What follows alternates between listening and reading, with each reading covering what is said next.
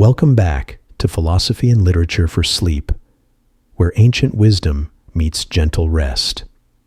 Tonight, we're embarking on a quiet journey through one of the most profound and mysterious texts ever written, the Tao Te Ching, a collection of verses so simple they sound like nursery rhymes, yet so deep they've puzzled scholars for over 2,000 years.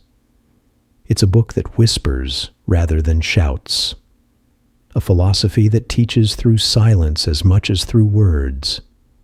And perhaps most beautifully, it's a way of thinking that doesn't demand you think at all.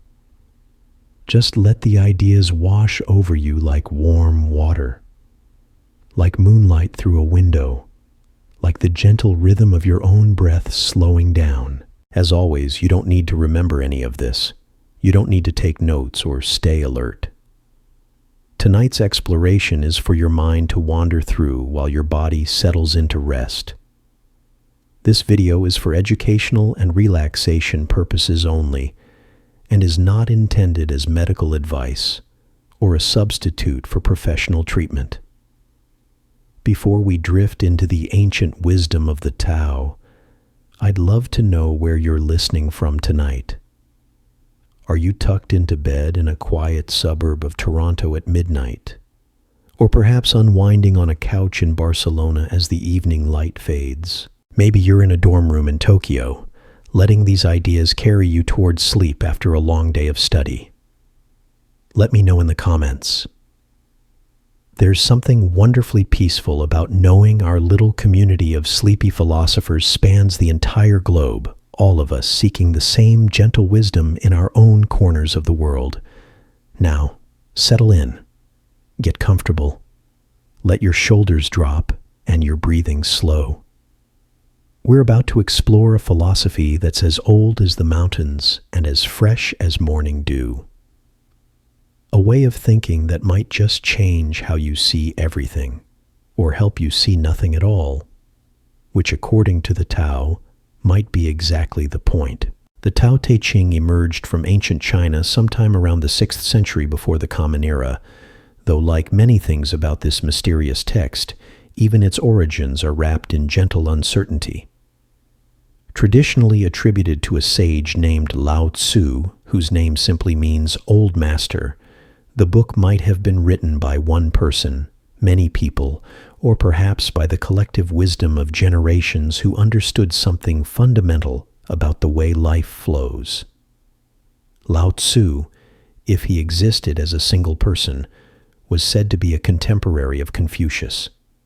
But where Confucius built elaborate systems of ethics and social order, Lao Tzu pointed towards something much simpler and infinitely more elusive: the Tao, the way, the nameless source from which everything emerges and to which everything returns. The text itself is remarkably brief, just 81 short chapters, most no longer than a few paragraphs. You could read the entire thing in an afternoon, and yet people have spent lifetimes trying to understand it. It's written in a style that feels almost like ancient poetry, full of paradoxes and gentle contradictions that seem designed not to inform your mind, but to quiet it. What makes the Tao Te Ching so uniquely suited for our evening contemplation is its fundamental gentleness. This isn't a philosophy that demands you climb intellectual mountains or solve complex ethical puzzles. Instead, it invites you to notice what's already here. The way water flows around obstacles, the way trees bend without breaking, the way silence holds more wisdom than words. At its heart, the Tao Te Ching is about Wu Wei, which translates roughly as non-action or effortless action. But don't mistake this for laziness or passivity. Wu Wei is more like the way a skilled dancer moves, where every gesture flows naturally from the one before it. It's the way a river finds the sea without consulting a map, or the way your heart beats without you having to remember to make it happen. This concept of effortless action runs through every aspect of Taoist thought like a gentle current. It suggests that the most powerful way to live isn't through force or struggle, but through alignment with the natural flow of things. Like a leaf floating downstream, moving with purpose, but without strain. The opening lines of the Tao Te Ching set the tone for everything that follows. The Tao that can be spoken is not the eternal Tao. The name that can be named is not the eternal name. Right from the beginning, Lao Tzu is telling us that the deepest truths can't be captured in words. They can only be pointed toward the way you might point at the moon, knowing that your finger isn't the moon itself.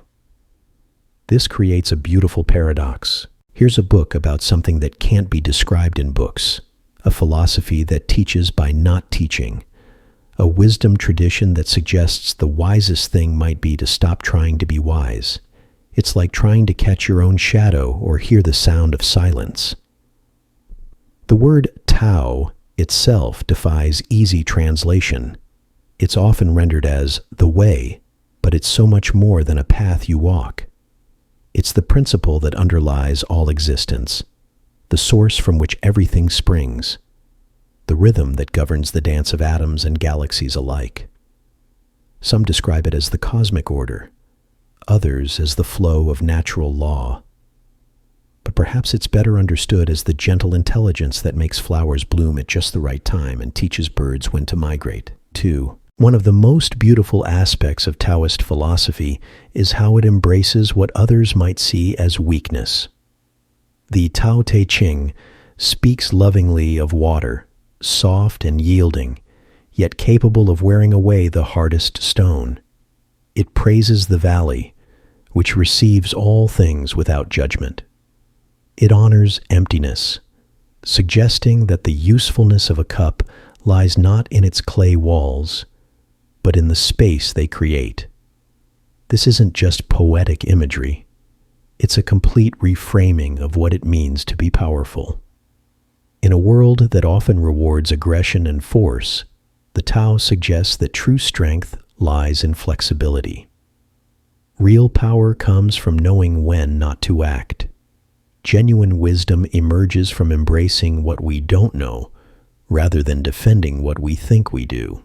The sage in Taoist thought isn't a wise old man on a mountain dispensing clever answers to seekers. The Taoist sage is more like a clear mirror, reflecting whatever appears without distortion. They act without attachment to outcomes. They lead by example rather than instruction. They accomplish great things by making their actions seem effortless and natural. This quality of effortlessness extends to how the Tao Te Ching approaches moral questions. Rather than providing rigid rules about right and wrong, it points toward a more fluid understanding of ethics. Actions are judged not by whether they conform to abstract principles, but by whether they flow in harmony with the natural order of things. The text suggests that when people are truly aligned, they don't need elaborated with the Tao. They don't codes of conduct. They naturally act with kindness, because kindness is part of the flow.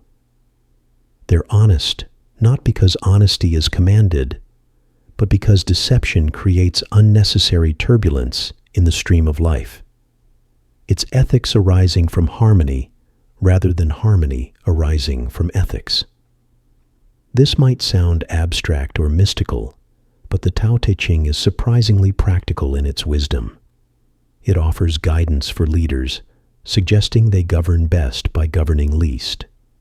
It provides counsel for relationships, recommending that we love without possessing and care without controlling. It even touches on economics, proposing that true wealth comes from wanting less rather than having more. Throughout all of this, there's a recurring theme of return. The Tao Te Ching speaks often of returning to the source, going back to the beginning, rediscovering our original nature. But this isn't nostalgia for some golden age in the past. It's more like the way a river returns to the sea, completing a cycle that makes the next cycle possible. This idea of return is deeply connected to the Taoist understanding of change. Where many philosophies see change as something to be managed or overcome, Taoism sees it as the fundamental nature of existence. Everything flows. Everything transforms. The wise person doesn't resist this flow, but learns to dance with it, finding stability not in holding still, but in moving gracefully with the rhythm of change. The concept of yin and yang, though not extensively developed in the Tao Te Ching itself, is implicit throughout the text. This isn't the popular understanding of yin and yang as opposing forces, but rather as complementary aspects of a single reality.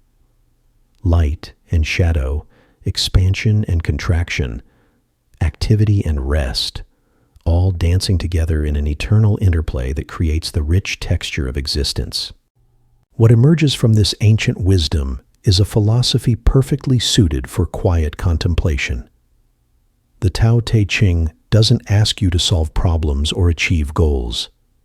It invites you to simply be present with what is, to notice the way thoughts arise and pass away like clouds in an empty sky, to feel the gentle rhythm of your breath and recognize it as part of the same cosmic breathing that moves the tides and turns the seasons. As we continue our gentle exploration of this profound text, we'll discover how its teachings about emptiness and fullness, action and stillness, wisdom and simplicity can offer a different way of being in the world, a way that's less about doing and more about allowing, less about forcing outcomes and more about trusting the process, less about knowing all the answers and more about resting comfortably in the questions. The Tao Te Ching doesn't promise to make you successful or happy or enlightened.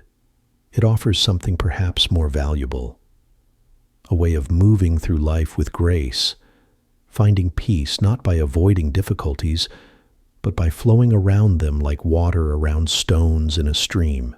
Let's drift deeper into the gentle paradoxes that make the Tao Te Ching such a perfect companion for these quiet evening hours.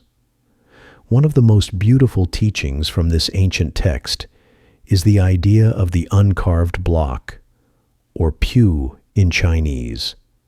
It represents our original simplicity, the natural state we possessed before the world taught us to complicate everything. Imagine a piece of wood fresh from the tree, smooth and unmarked, holding infinite potential. It could become a sculpture, a bowl, a walking stick, or remain exactly as it is. The uncarved block doesn't strain toward any particular destiny.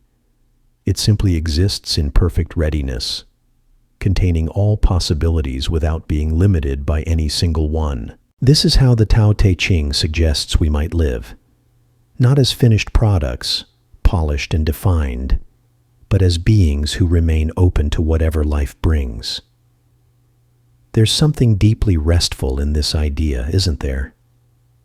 The notion that you don't have to be complete, that your unfinished edges aren't flaws but features, that your uncertainty isn't weakness, but wisdom. The text speaks often of the value of emptiness, but not the hollow emptiness of loss or depression. Rather, the fertile emptiness of space that allows things to exist. Consider your room right now. What makes it useful isn't the walls or the ceiling, but the empty space they create. Without that emptiness, you couldn't move, couldn't breathe, couldn't rest. The room's power lies in what it doesn't contain. Similarly, the Tao suggests that our greatest strength might lie in what we don't grasp, don't control, don't insist upon, like a bowl that serves by being hollow, or a window that illuminates by being transparent. We become most useful when we stop trying so hard to be something specific. This emptiness isn't void or meaningless. It's pregnant with possibility, like the pause between musical notes that gives melody its shape, or the silence between words that makes speech meaningful. The Tao Te Ching teaches us to cherish these spaces, to find richness in what appears to be nothing at all. One of the most gentle teachings in the text concerns what it calls the three treasures: compassion, frugality, and humility. But these aren't moral commandments handed down from on high. They're described more like natural expressions of someone who's learned to move in harmony with the Tao. Compassion arises naturally when we stop seeing ourselves as separate from everything else. When you recognize that the same life force that moves through you also moves through every person, every creature, every blade of grass, kindness becomes as automatic as breathing. You don't have to force yourself to care. Caring becomes your natural response to the world. Frugality, in Taoist terms, isn't about pinching pennies or living in poverty. It's about recognizing that enough is enough. It's the wisdom of the tree that doesn't try to grow beyond what its roots can support, or the river that doesn't attempt to flow uphill. There's a profound peace in wanting only what you need and finding richness in simplicity. Humility might be the most misunderstood of the three treasures. It's not self-deprecation or thinking poorly of yourself. Instead, it's the accurate assessment of your place in the vast web of existence. You're neither the center of the universe nor insignificant. You're exactly what you are, no more and no less, and that's perfectly sufficient. The Tao Te Ching has a fascinating relationship with knowledge and learning. It suggests that conventional education, while useful, can sometimes distance us from direct experience. In pursuit of knowledge, every day something is added. In pursuit of the Tao, every day something is dropped.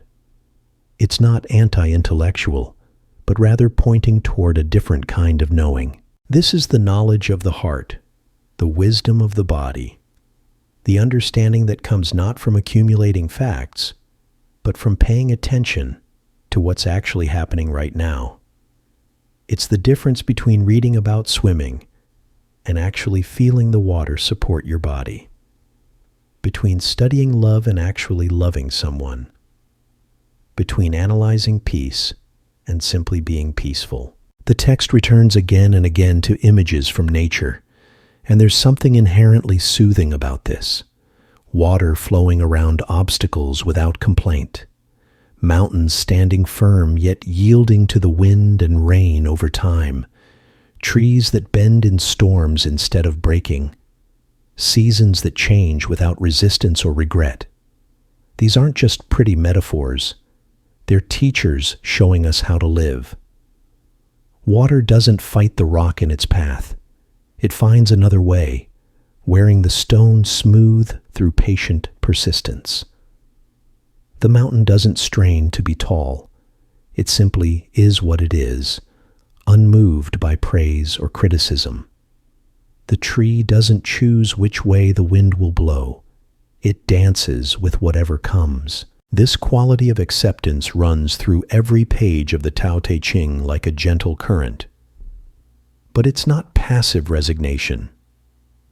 It's the active choice to work with reality rather than against it. Like a skilled sailor who can't control the wind but knows how to adjust the sails. The wise person learns to navigate life's currents with grace. The text speaks of the sage who acts without acting, which sounds like a riddle until you understand what it means. Think of how your body digests food without your conscious effort, or how your immune system fights infections without your management. This is action without forcing, accomplishment without strain. It's the way master artists paint, where technique has become so natural that creativity flows unobstructed. In our daily lives, this might look like speaking truthfully without planning what to say, or helping others without calculating the benefit to ourselves. It's responding to situations from a place of deep inner stillness rather than reactive emotion. actions that arise from this place carry a different quality. They feel effortless even when they require great effort, peaceful even in the midst of activity. The Tao Te Ching also offers a unique perspective on leadership and influence. The best leaders, it suggests, are those whose people barely notice they exist. Not because they're absent or ineffective, but because they create conditions where others can flourish naturally. Like good parents who guide without controlling, or teachers who educate by example rather than lecture. This kind of leadership works through attraction rather than force. By embodying the qualities they wish to see, these leaders become like magnets that naturally draw others toward higher possibilities. They don't push the river. They show it the path to the sea. Perhaps most relevant for our evening contemplation is how the Tao Te Ching approaches rest and activity. It doesn't see them as opposites, but as partners in the dance of life. Rest isn't the absence of activity. It's the source from which meaningful activity springs. And activity isn't the opposite of rest. It's rest in motion, like a river that's simultaneously flowing and at peace. This understanding transforms how we think about sleep, about quiet moments, about stillness. These aren't interruptions in our productive lives, but the foundation that makes productivity possible. Like the silence between notes that allows music to exist, rest creates the space where life can unfold. The ancient wisdom contained in these 81 short chapters doesn't ask you to believe anything or follow any particular practice. It simply invites you to notice what's already true, to see if perhaps the answers you've been seeking are already present in the natural rhythm of your breathing, in the way shadows lengthen as evening falls, in the simple fact that you're here, now, aware and alive in this moment. As we continue our gentle journey through this timeless wisdom, we'll discover how the Tao Te Ching's teachings about leadership and following, about strength and yielding, about knowing and not knowing, can offer profound insights for living with greater ease and deeper peace. But for now, let these ideas settle like snowflakes on still water, each one unique and beautiful, each one part of a larger pattern too vast and gentle to fully comprehend. The beauty of Taoist philosophy lies not in its complexity, but in its profound simplicity. Like a child's drawing that captures something essential an elaborate painting might miss, the Tao Te Ching reveals truths that more complicated philosophies often obscure. It speaks in the language of everyday experience, using images so familiar they feel like memories from a dream you can't quite recall. Consider how the text approaches the relationship between teacher and student. In most educational traditions, the teacher possesses knowledge and transfers it to the student through instruction, correction, and guidance. But the Tao Te Ching suggests something far more mysterious. The true teacher is like a midwife, helping others give birth to wisdom they already carry within themselves. The sage doesn't fill empty vessels with knowledge, but creates conditions where understanding can naturally emerge. This reversal of conventional thinking appears throughout the text like a gentle recurring melody. The strong are weak, the weak are strong, the full are empty, the empty are full. Those who know don't speak, those who speak don't know. These aren't clever word games or philosophical puzzles designed to confuse. They're invitations to see familiar things from an entirely different angle.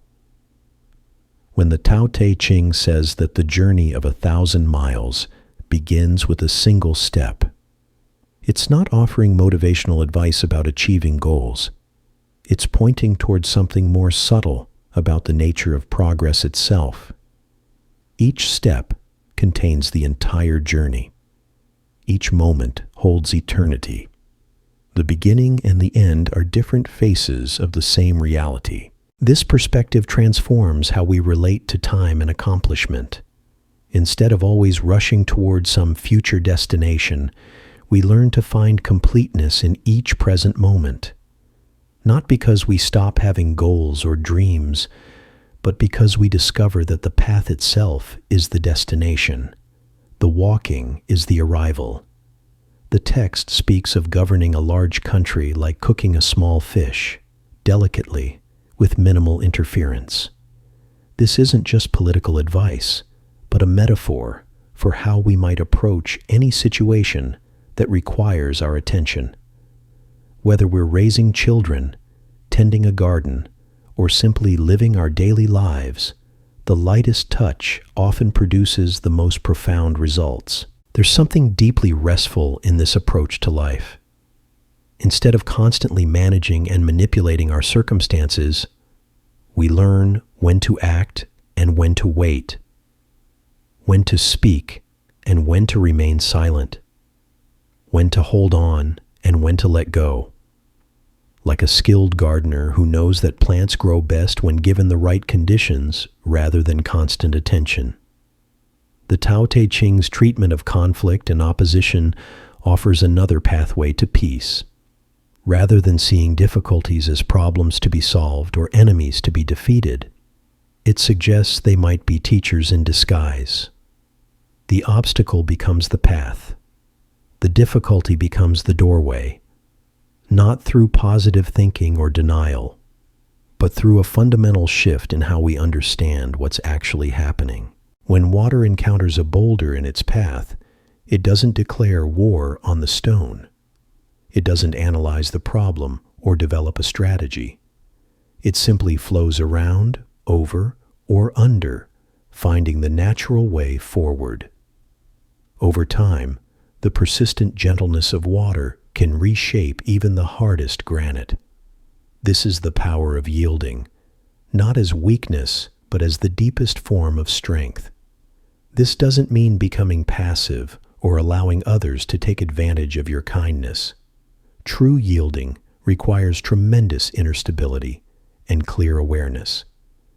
It's the difference between a dead branch that breaks in the wind and a living tree that bends and survives the storm.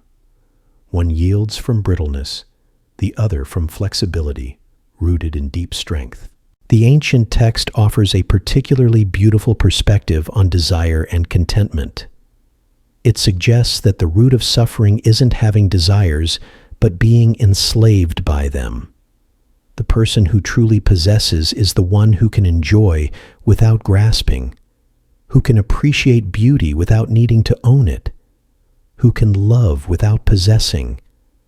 Imagine walking through a magnificent garden.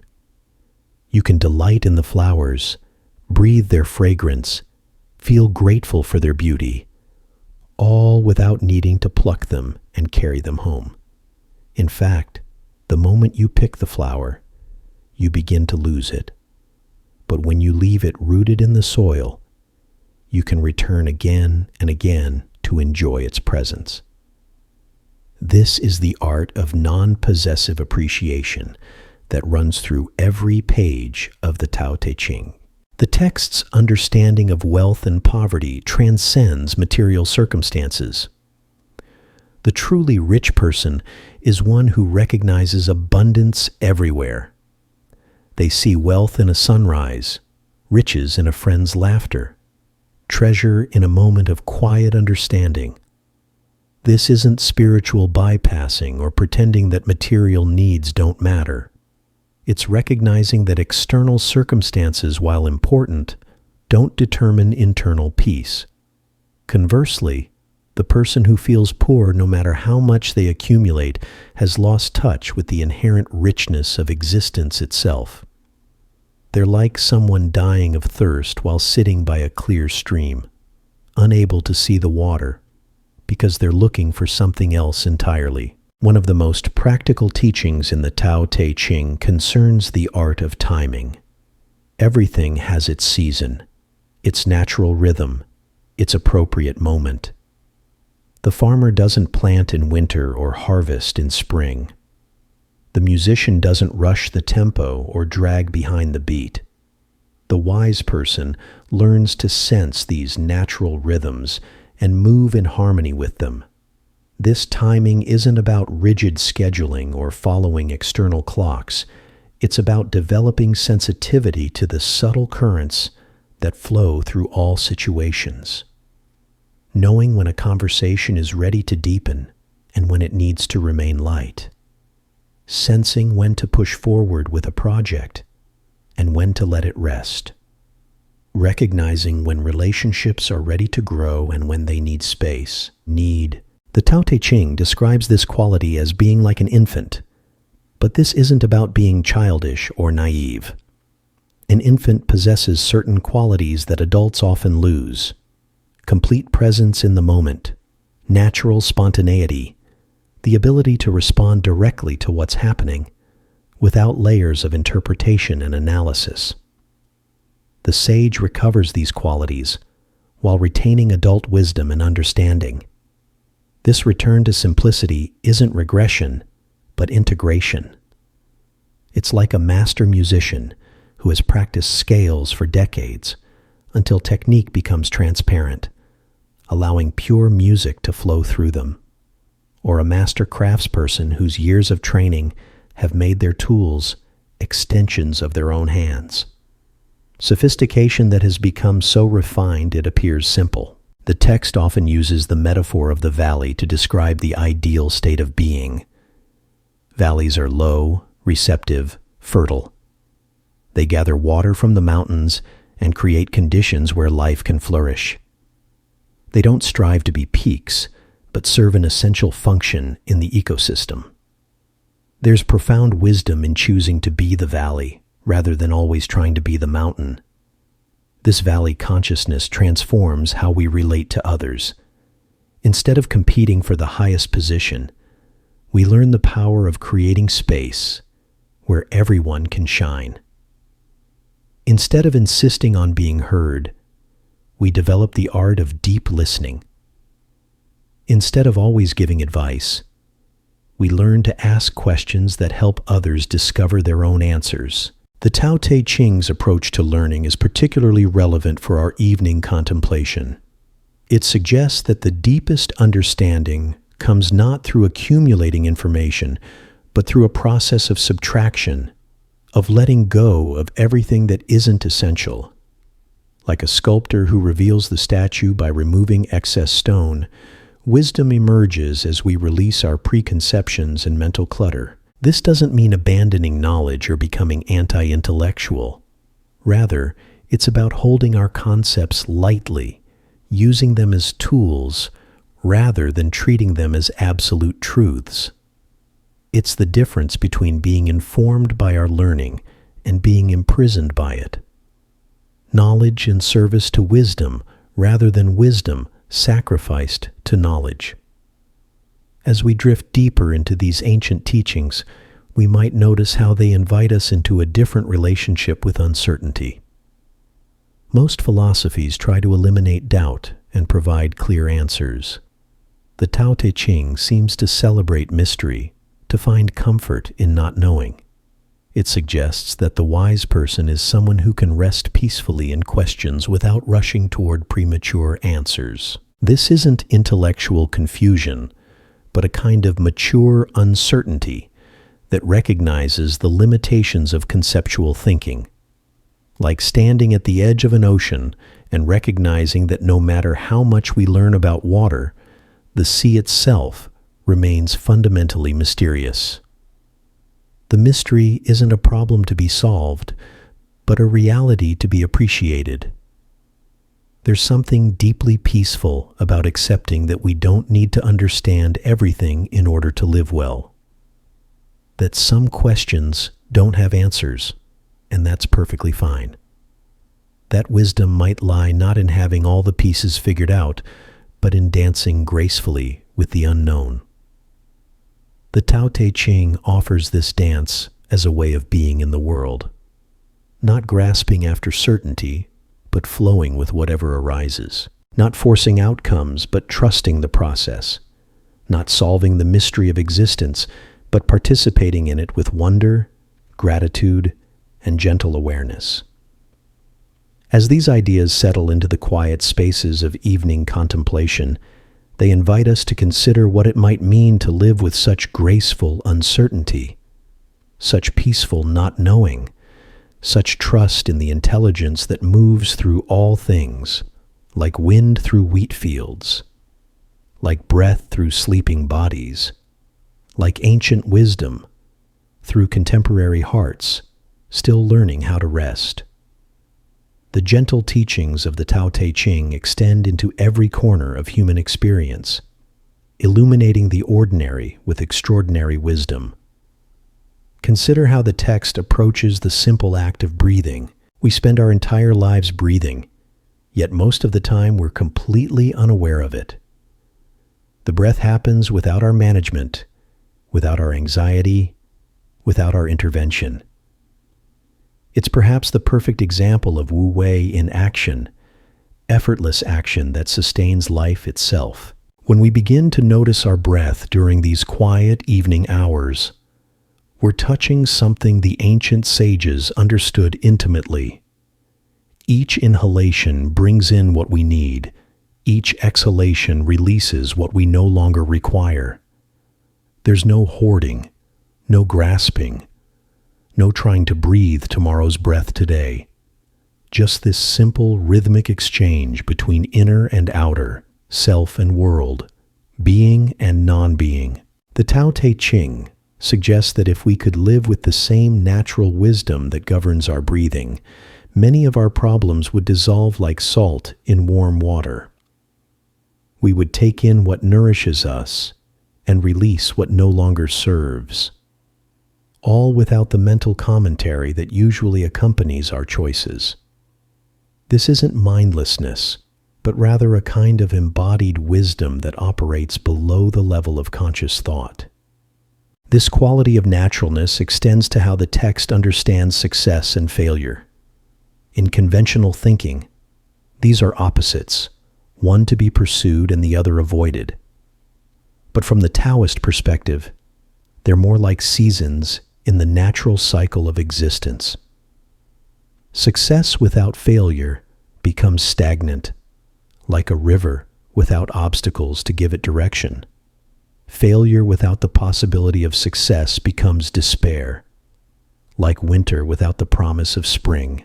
The wise person learns to surf these changes rather than being tossed about by them. They celebrate success without attachment and meet failure without despair, understanding that both are temporary weather patterns in the larger climate of a life. This isn't emotional numbness, but rather emotional maturity, the ability to feel fully while remaining centered in something deeper than changing circumstances. One of the most profound teachings in the Tao Te Ching concerns what it calls the return. Everything in nature follows cycles. Water evaporates from the ocean, forms clouds, falls as rain, and returns to the sea. Seasons wheel from spring to winter and back again. Even our own lives follow this pattern, beginning in innocence, moving through experience, and perhaps finding their way back to a kind of informed innocence. This return isn't about going backward, but about completing circles at deeper levels, like a spiral staircase that brings you back to the same position, but at a higher altitude. Spiritual development often involves returning to familiar truths with greater understanding. The child who delights in simple pleasures and the sage who has transcended complex desires might appear similar from the outside, but one is at the beginning of the journey, while the other has completed the circle. The text speaks of this as returning to the source, but not in the sense of going back to some previous state. Rather, it's about recognizing that the source was never actually separate from us. We are waves temporarily forgetting we are ocean, notes temporarily forgetting we are music, thoughts temporarily forgetting we are awareness itself. This recognition brings a particular kind of peace that the Tao Te Ching describes as being like an uncarved block. Before the wood is shaped into something specific, it contains unlimited potential. Once carved, it becomes useful for particular purposes, but loses its infinite possibility. The return to the source is like remembering our uncarved nature even while functioning as carved beings in the world. The ancient text offers a unique perspective on effort and accomplishment that's particularly relevant as we settle into sleep. In our culture, we're often taught that anything worthwhile requires struggle, that ease is somehow suspicious or unearned. The Tao Te Ching suggests exactly the opposite. When we're truly aligned with the natural flow of things, even great accomplishments feel effortless, like rivers finding their way to the sea. This doesn't mean avoiding all difficulty or challenge. Rather, it means learning to distinguish between the natural effort that comes from moving with life's current and the unnecessary struggle that comes from fighting against it. A salmon swimming upstream during spawning season exerts tremendous effort, but it's effort in harmony with its deepest purpose. A person thrashing against the tide wastes energy and makes no progress. The text describes this quality as being like water, which always seeks the lowest place, yet eventually carves the grandest canyons. Humility becomes a form of power. Gentleness becomes a form of strength, and yielding becomes a form of victory. Not through manipulation or strategy, but through alignment with principles that operate throughout the natural world. This reversal of values extends to how the Tao Te Ching understands wisdom and foolishness. The conventional wise person accumulates knowledge, makes careful plans, and tries to control outcomes.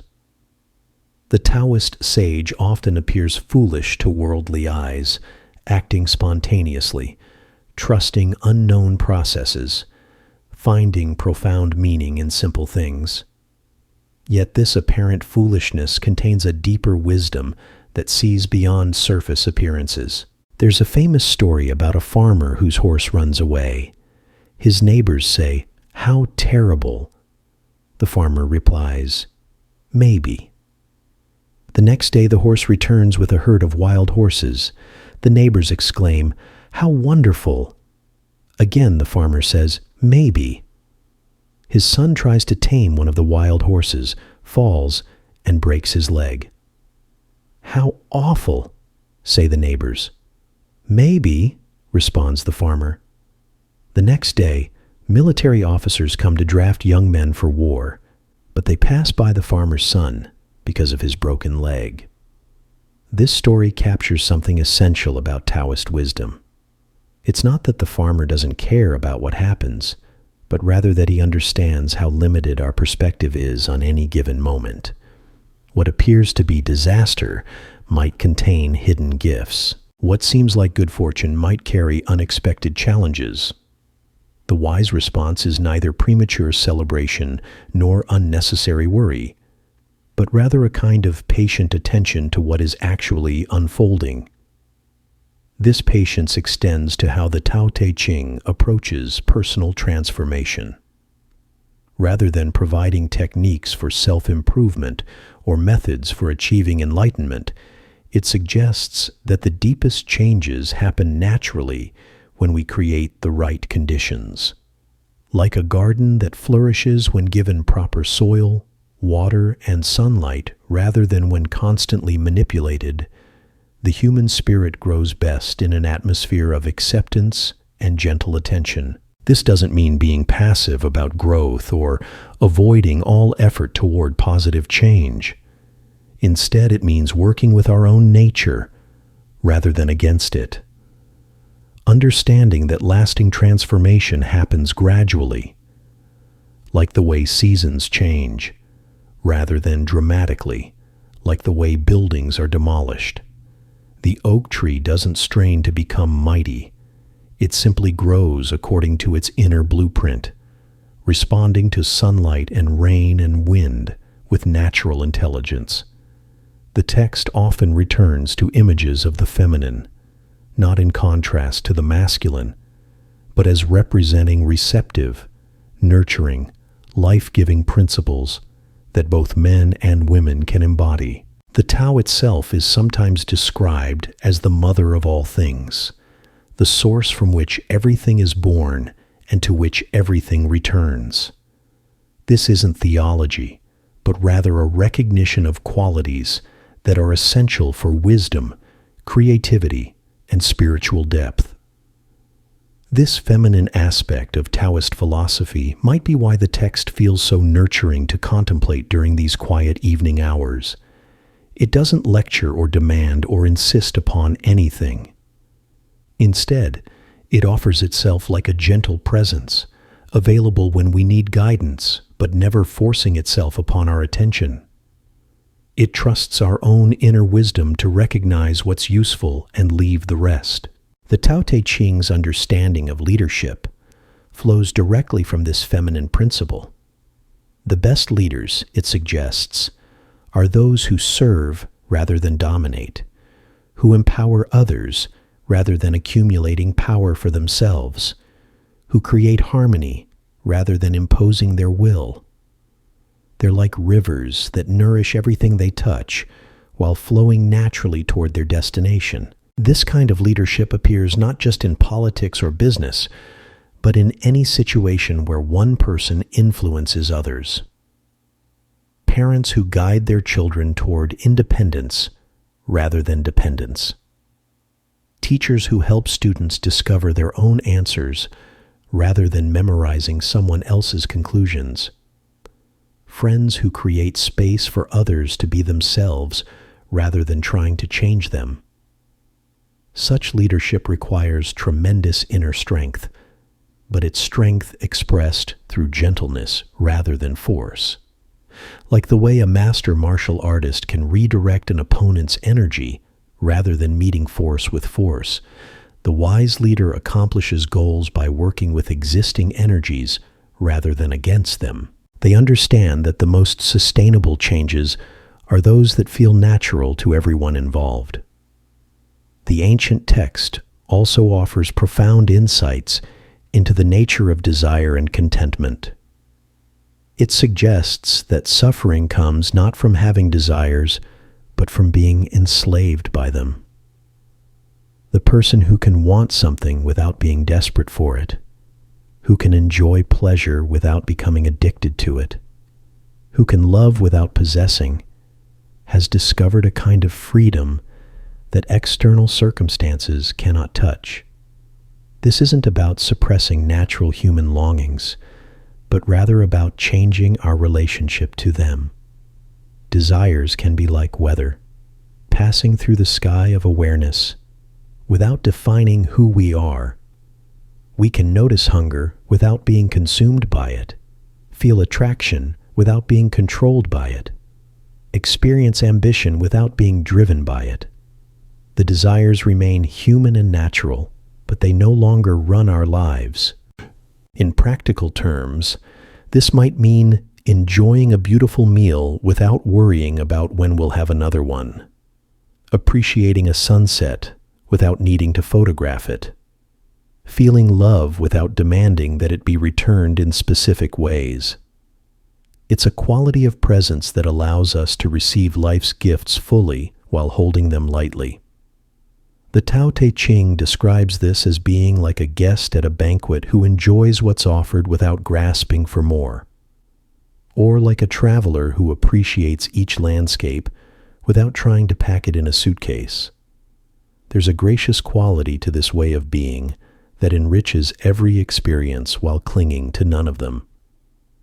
As we drift deeper into these timeless teachings, we might notice how they invite us into a different relationship with time itself. Instead of always rushing toward future goals or dwelling on past mistakes, the Taoist path suggests that eternity is available right now, in this moment, through this breath, in this gentle awareness that holds all experience without being defined by any of it. This isn't a philosophical concept, but a lived reality that becomes available when we stop trying so hard to be somewhere else, someone else, someone else. It's the peace that's always present beneath the surface turbulence of daily life, like the stillness at the bottom of the ocean that remains undisturbed regardless of what storms may rage above.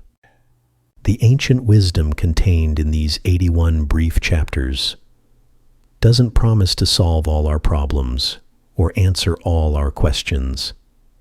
Instead, it offers something perhaps more valuable, a way of being with problems and questions that transforms our entire experience of living, not through escape or denial, but through a kind of graceful engagement that finds meaning in uncertainty, strength in gentleness, and profound rest in the very heart of activity.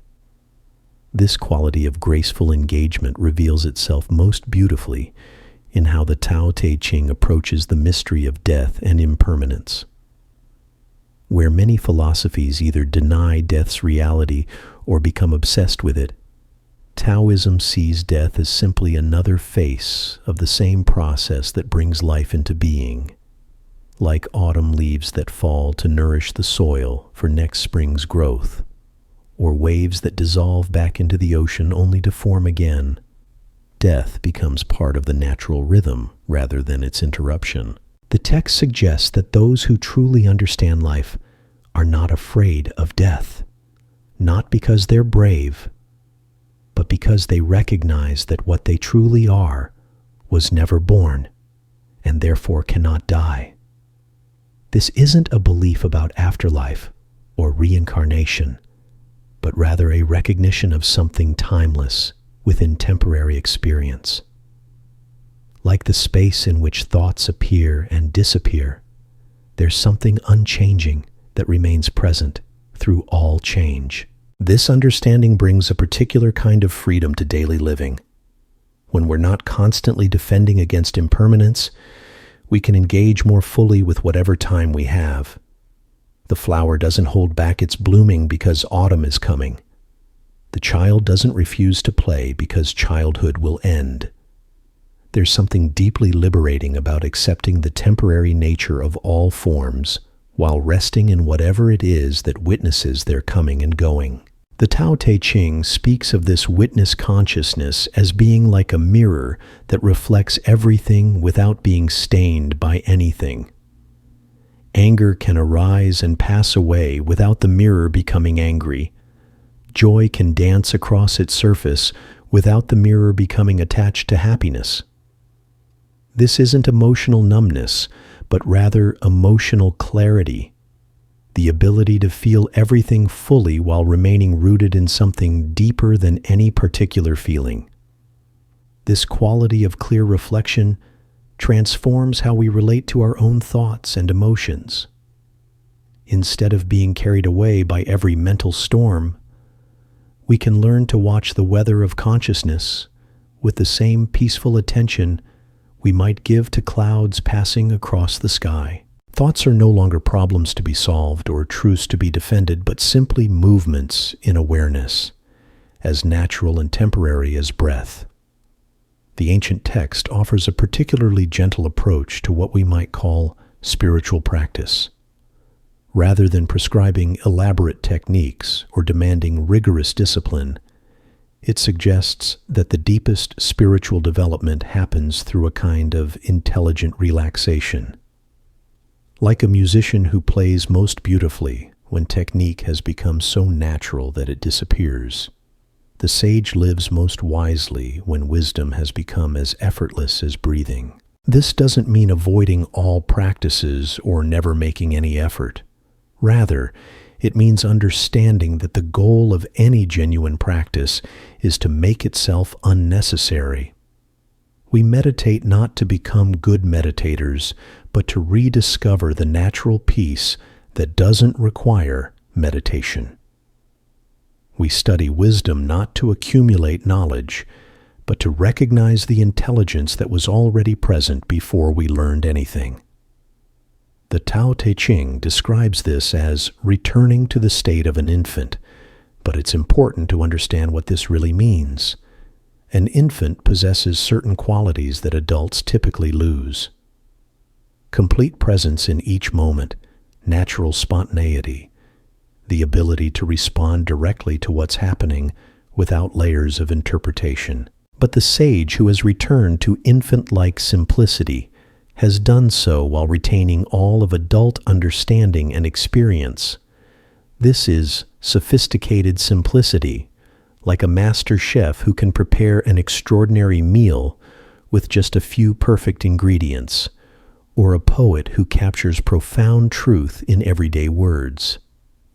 It's not the simplicity of ignorance, but the simplicity that lies on the far side of complexity, where all the complications have been understood and then transcended. One of the most practical applications of Taoist wisdom involves our relationship to conflict and difficulty.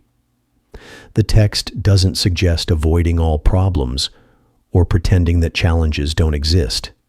Instead, it offers a different way of engaging with whatever difficulties arise.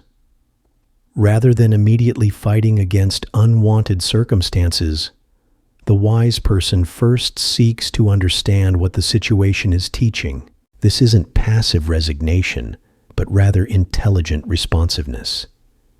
Like a skilled sailor who doesn't curse the wind, but learns to use whatever weather conditions are present, the Taoist approach involves working creatively with whatever life provides. Sometimes this means finding ways around obstacles. Sometimes it means patient waiting. And sometimes it means discovering that what appeared to be an obstacle was actually a doorway in disguise. The text speaks of this as being like water, which never fights against the banks of a river, but always finds its way to the sea. Water doesn't struggle against rocks in its path, but flows around, over, or under them, sometimes even carving new channels through persistent gentleness.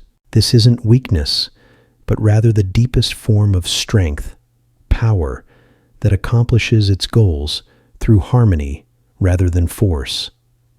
This water-like quality extends to how we might approach difficult emotions or challenging relationships. Instead of immediately trying to fix, change, or escape from uncomfortable feelings, we can learn to let them flow through us like weather through an open sky. Anger can arise and pass away without us becoming angry people. Sadness can visit without us becoming permanently sad. Fear can appear without us becoming fearful beings. The key is neither suppressing these natural human emotions nor being overwhelmed by them, but rather learning to remain spacious enough to let them move through us without resistance. Like a river that remains itself, whether it's carrying spring snowmelt or autumn leaves. We can learn to maintain our essential nature while allowing all of life's experiences to flow through our awareness. The Tao Te Ching offers a beautiful understanding of true wealth that has nothing to do with material accumulation. The truly wealthy person, it suggests, is one who recognizes abundance everywhere. They find riches in friendship, treasure in natural beauty, wealth in moments of quiet understanding. This isn't about denying the importance of meeting practical needs, but rather about not mistaking external possessions for internal richness. There's a story that illustrates this perfectly. A wealthy merchant visits a fisherman who spends his mornings fishing, his afternoons resting in the shade, and his evenings with family and friends. The merchant suggests fishermen could that they'd catch more fish, sell them for profit, eventually buy a fleet of boats, make even more money, and then retire to spend time fishing, resting, and enjoying family. The fisherman looks puzzled and asks, "But isn't that exactly what I'm doing now?" This story captures something essential about Taoist wisdom. Often what we're seeking is already present, but we've convinced ourselves that we need to go somewhere else or become someone else to find it.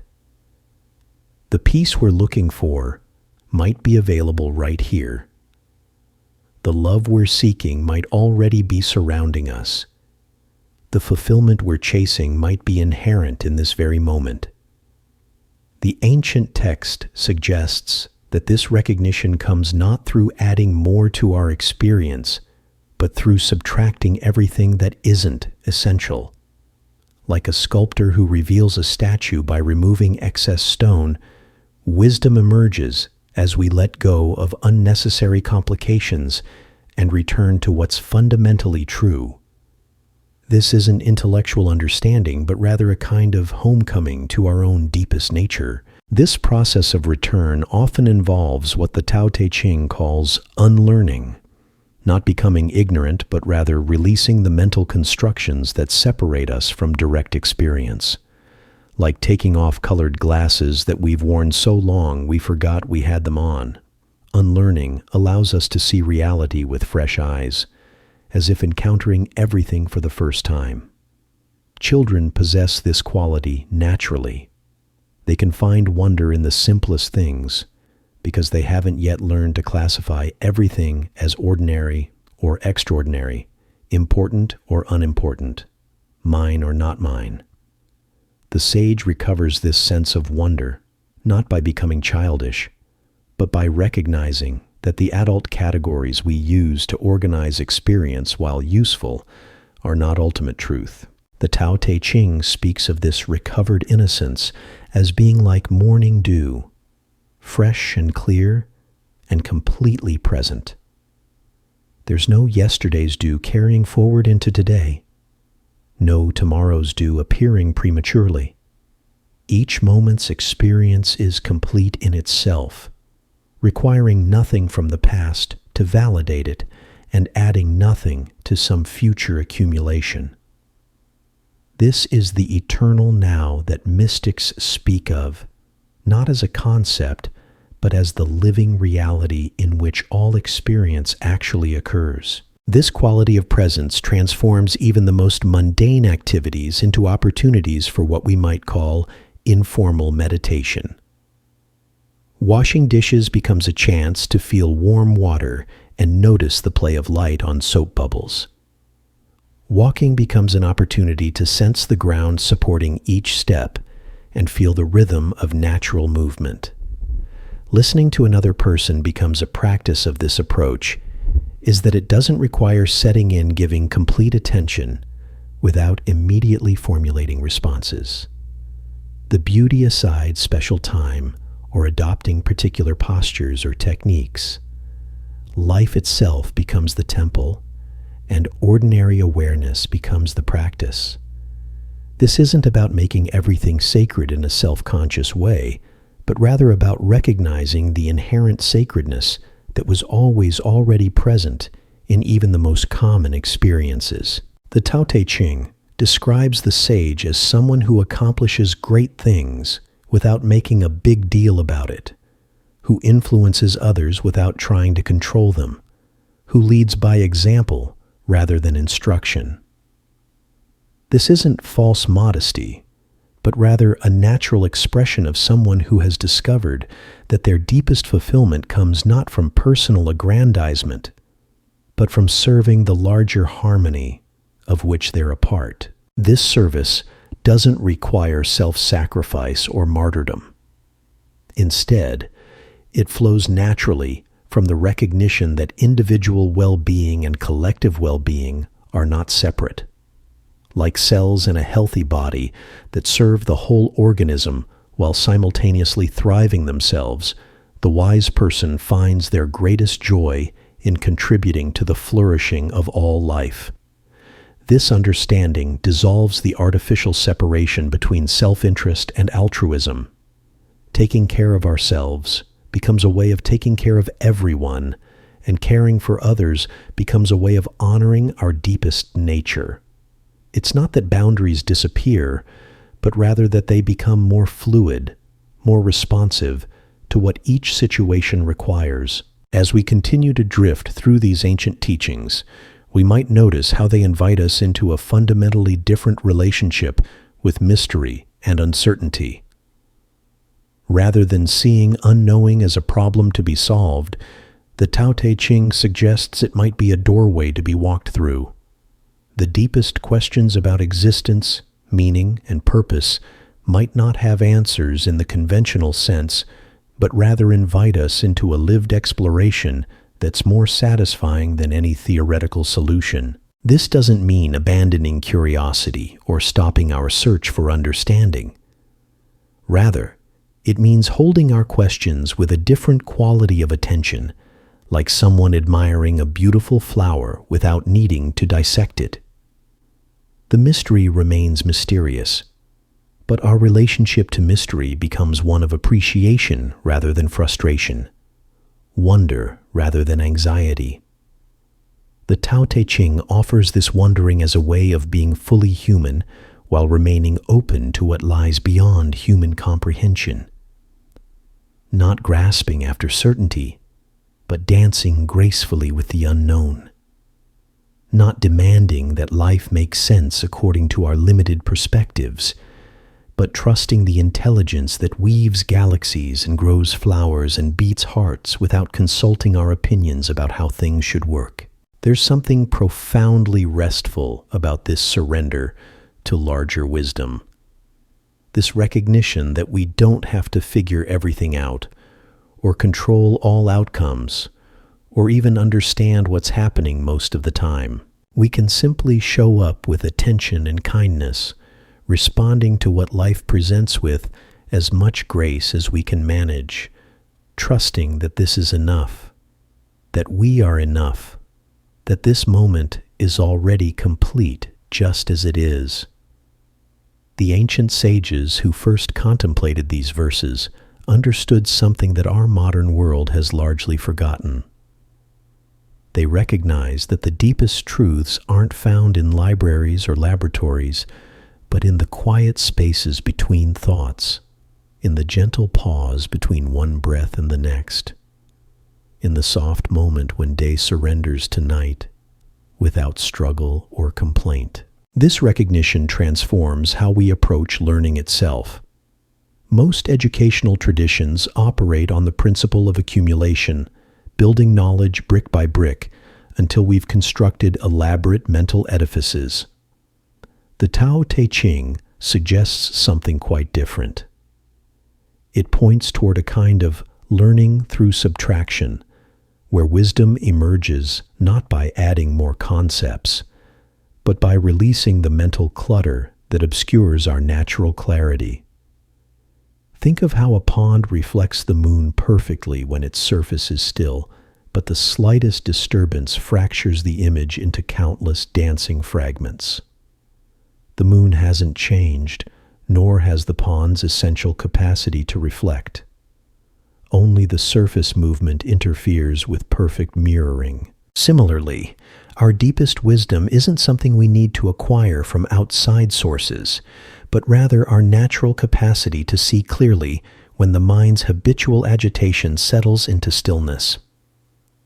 The text speaks of this clarity as being like polished bronze, which in ancient times served as mirrors before glass was invented. The bronze doesn't create the reflection. It simply provides a clear surface where images can appear. In the same way, awareness doesn't manufacture thoughts and experiences, but provides the clear space in which they naturally arise and pass away. This understanding offers a completely different approach to personal problems and emotional difficulties. Instead of immediately trying to fix or change unwanted states, we might first learn to provide clear, spacious awareness in which these experiences can be fully met. Like a mother holding a crying child, this awareness doesn't necessarily stop the crying, but offers a container of love large enough to hold whatever arises. The Tao Te Ching describes this quality as being like the sky, which remains unstained whether clouds are present or absent, whether the weather is stormy or calm.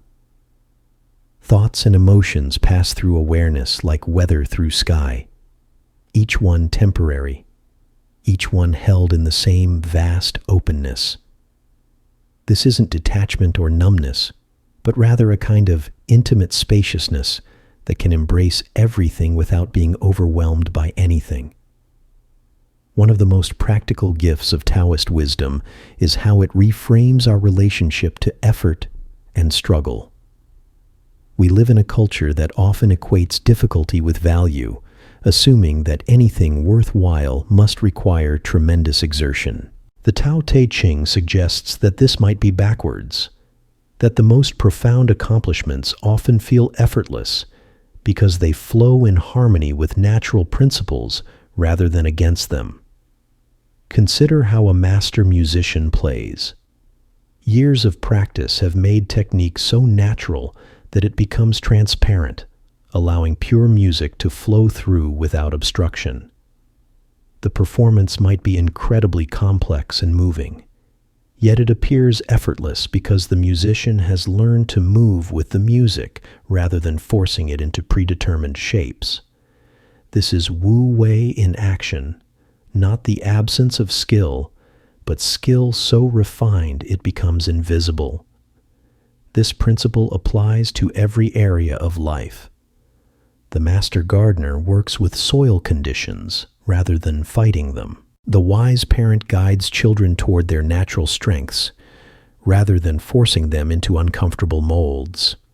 The skillful leader creates conditions where teams naturally excel rather than micromanaging every detail. In each case, tremendous results emerge from intelligent cooperation with existing energies rather than exhausting opposition to them. The ancient text offers a particularly beautiful perspective on what we might call spiritual maturity. It doesn't describe enlightenment as some dramatic transformation that lifts us above ordinary human experience. Instead, it points toward a quality of being that's completely natural, yet extraordinarily rare in our culture. The sage appears quite ordinary from the outside, but moves through life with a grace that comes from deep alignment with the way things actually work. This alignment isn't something that can be forced or manufactured through technique.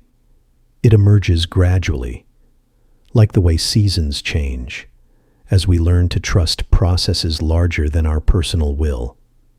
The flower doesn't strain to bloom. It simply responds to sunlight and warmth when conditions are right. Similarly, wisdom unfolds naturally when we create the right internal conditions of openness, patience, and gentle attention. The Tao Te Ching speaks of these conditions as being like fertile soil, rich and receptive, providing everything seeds need to sprout and grow. We don't have to manufacture wisdom any more than soil has to manufacture plants.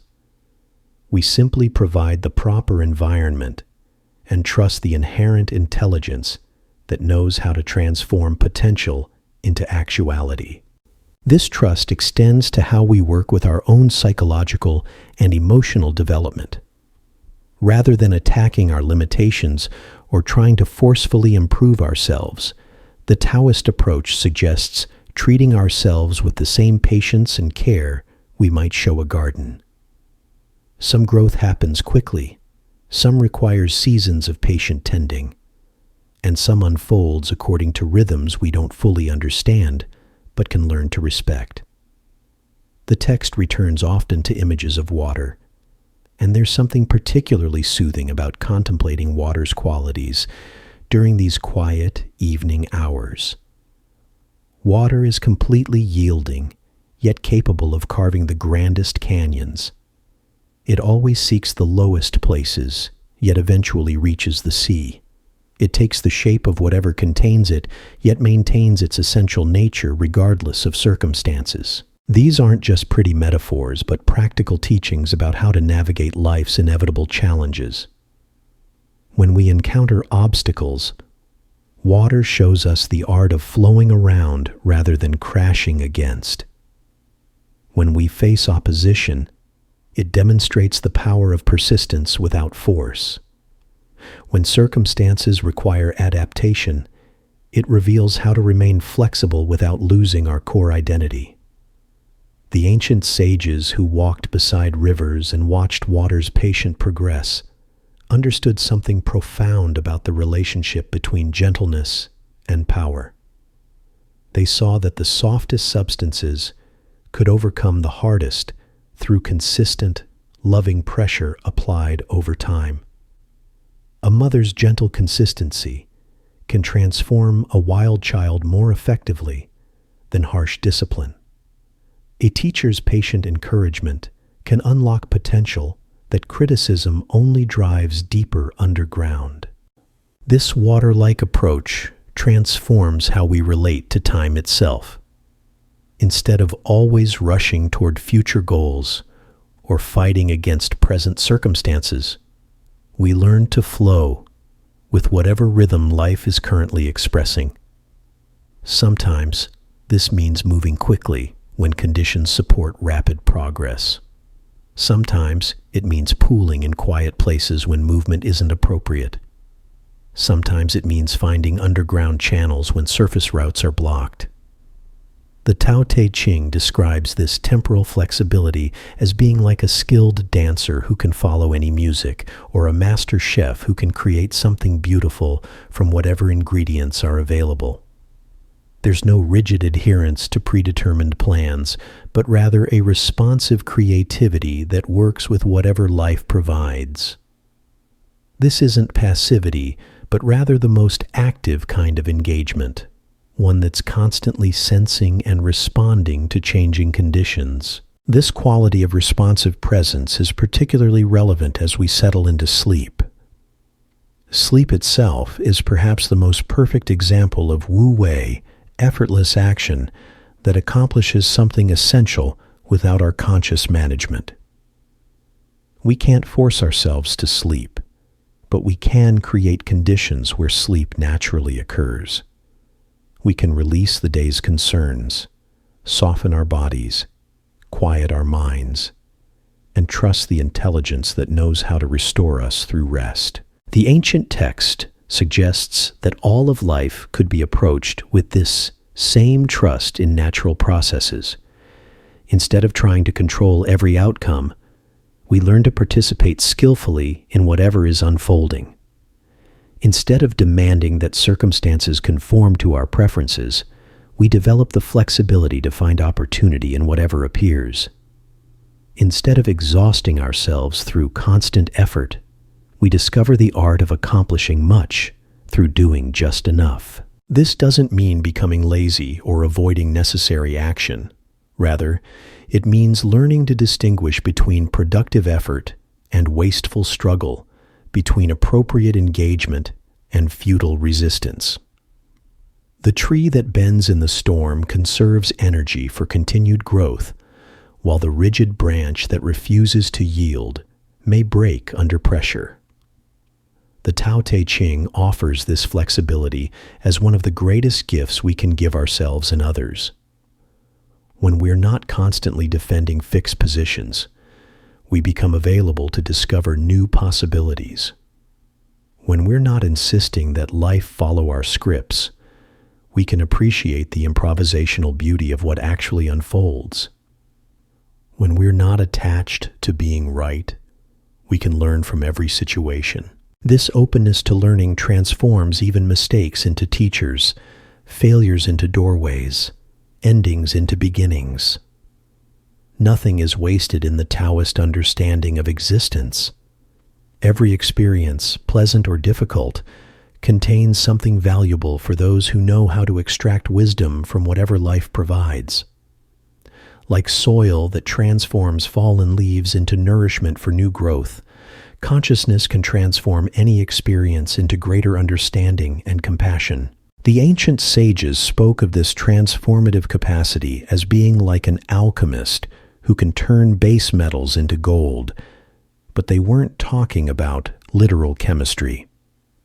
They were pointing toward the mysterious ability of awareness to find meaning and beauty in the most unlikely places, to discover sacred teachings in ordinary circumstances, to extract profound wisdom from simple observation of natural processes. This alchemical quality of consciousness becomes available when we stop insisting that life be different from what it is and start paying attention to what it's actually offering. The present moment, regardless of its content, becomes a doorway into deeper understanding when approached with genuine curiosity rather than predetermined judgments about how things should be. As we continue drifting through these timeless teachings, we might notice how they invite us into an increasingly intimate relationship with the mystery of existence itself. Not mystery as something to be solved, but mystery as the fundamental nature of reality, the source from which all experiences arise and to which they all return. This isn't philosophical speculation, but the lived recognition that consciousness itself is the deepest mystery, the aware presence that knows all experiences yet remains untouched by any of them. The Tao Te Ching points toward this aware presence as our most essential nature, more fundamental than any particular thoughts or feelings or circumstances. Like the sky that holds all weather while remaining essentially unchanged, this awareness provides the space in which all of life unfolds, while maintaining its own perfect stillness. Recognizing this unchanging presence doesn't remove us from life's natural changes, but rather provides a stable foundation from which to engage whatever transformations may come. This recognition brings a quality of peace that doesn't depend on external conditions, a joy that doesn't require particular circumstances, a love that doesn't need specific objects. Not because we become indifferent to the world, but because we discover that our deepest fulfillment was never dependent on the world conforming to our desires. We are already whole, already complete, already resting in the very thing we've been seeking through all our searching. The ancient text offers this recognition not as a belief to be adopted, but as a reality to be discovered through direct experience. Like tasting water when you're thirsty or feeling sunlight on your skin, this isn't something that can be adequately described in words, but must be known firsthand. The words in the Tao Te Ching are like fingers pointing at the moon, valuable for indicating direction, but never to be confused with the luminous reality they point toward. This understanding of direct experience versus conceptual knowledge runs through every aspect of Taoist wisdom like a gentle underground river. The text doesn't ask us to believe in the Tao, but rather to notice it operating in our own lives. The way your heart beats without instruction. The way your eyes naturally close when sleep approaches. The way understanding sometimes arrives, not through thinking, but through a kind of wordless recognition that feels more like remembering than learning.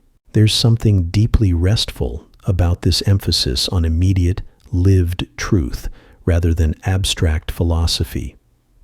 You don't need to master complex theories or memorize ancient texts. You don't need to adopt particular beliefs or follow specific practices. The wisdom the Tao Te Ching points toward is already functioning in the rhythm of your breathing, the circulation of your blood, the natural intelligence that coordinates countless biological processes without any conscious oversight. This embodied wisdom extends to how the text approaches what we might call the art of living well. Rather than providing moral commandments or ethical rules, it describes the natural behavior of someone who has learned to move in harmony with the deeper currents of existence. Such a person doesn't need external authorities to tell them how to act, because their actions arise spontaneously from their alignment with the fundamental principles that govern all life. Think of how a tree grows toward light without needing to consult a manual on photosynthesis, or how migrating birds navigate thousands of miles guided by instincts more reliable than any human technology. There's an intelligence operating in nature that surpasses our most sophisticated planning, and the Tao Te Ching suggests that human beings can learn to trust and participate in this same wisdom. This participation doesn't require abandoning reason or becoming anti-intellectual. Rather, it involves developing what we might call a more complete intelligence that includes rational thought, but isn't limited by it. Like a musician who understands music theory but plays from the heart, or a master craftsperson who knows all the technical principles but works with intuitive feel. The sage integrates conceptual knowledge with direct perception. The ancient text speaks of this integrated wisdom as being like a clear mountain lake that perfectly reflects the sky while remaining rooted in the earth. There's no conflict between transcendence and groundedness, between spiritual insight and practical effectiveness. The person who understands the Tao moves through ordinary life with extraordinary grace, finding the sacred within the mundane rather than seeking escape from everyday reality. This quality of sacred ordinariness transforms how we approach even the simplest activities. Preparing food becomes a meditation on nourishment and gratitude.